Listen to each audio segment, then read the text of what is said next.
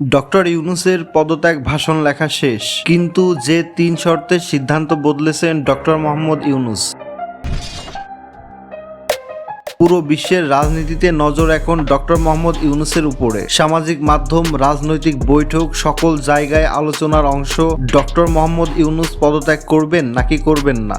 গত বৃহস্পতিবার উপদেষ্টা মণ্ডলীদের সাথে বৈঠকে হঠাৎ প্রধান উপদেষ্টা ৪ ঘন্টার এক শ্বাসরুদ্ধকর আলোচনা করেন। সেই বৈঠকে ডক্টর মোহাম্মদ ইউনূস সরাসরি বলেন, সকল রাজনৈতিক দলের বিশৃঙ্খলায় রাষ্ট্র মেরামতের কাজ স্বাধীনভাবে করা যাচ্ছে না, ফলে সকল অভিযোগ সরকারের উপর আসছে। আমি আজই জাতির উদ্দেশ্যে ভাষণ দিয়ে পদত্যাগ করব।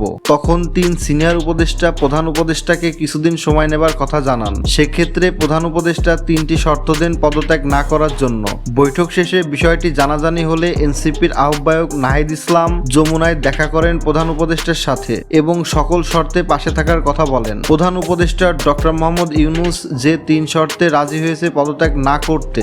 প্রথম শর্ত, উপদেষ্টাদের আরও তৎপর হতে হবে। উপদেষ্টাদের এমনভাবে কাজ করতে বলেছেন যেন পরিবর্তনটা দৃশ্যমান হয়, জনগণ যেন অগ্রগতি বুঝতে পারে। দ্বিতীয় শর্ত, সকল রাজনৈতিক দলের আন্দোলনের নামে জনভোগান্তি না করাতে সকল রাজনৈতিক দলের সরকারের সাথে মত বিনিময় করার কথা জানিয়েছেন প্রধান উপদেষ্টা। তৃতীয় শর্তটি বেশ তাৎপর্যপূর্ণ। তিনি বলেন, সেনাবাহিনীকে দেশের রাজনীতিতে মত প্রকাশ না করতে। ডিসেম্বরের মধ্যে নির্বাচন, সেনাপ্রধানের এই বক্তব্য প্রধান উপদেষ্টা নারাজ। তিনি আরও বলেছেন, সেনাবাহিনীকে তাদের প্রাপ্ত সম্মান বুঝিয়ে দিতে হবে। তাছাড়া প্রধান উপদেষ্টার বিশেষ প্রতিনিধি ফয়েজ আহমেদ জানান, সকল শর্ত মেনে কাজ করা হচ্ছে। প্রধান উপদেষ্টা ডক্টর মোহাম্মদ ইউনূস পদত্যাগ করছেন না।